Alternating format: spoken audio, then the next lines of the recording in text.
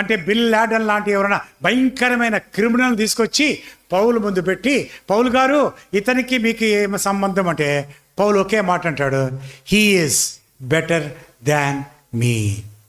That is the Christian attitude.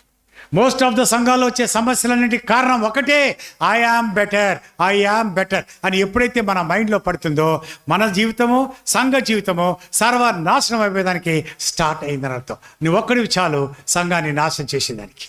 So I am better. చాలాసార్లు ఆత్మ కలిగించు ఐక్యతను కాపాడుకునేందు శ్రద్ధ కలిగి ఉండాలి.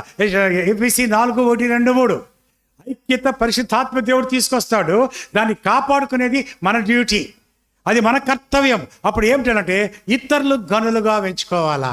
ఎప్పుడైతే మనం ఆ పరిస్థితిలోకి ఎదుగుతామో మనం ఆత్మీయంగా ఎదుగుతున్నట్లు లెక్క. లేకపోతే మనం సాతాను చేతిలో చిక్కుకుపోయి పడిపోయేదానికి సిద్ధంగా ఉన్నాం. ఇప్పుడు ప్రభు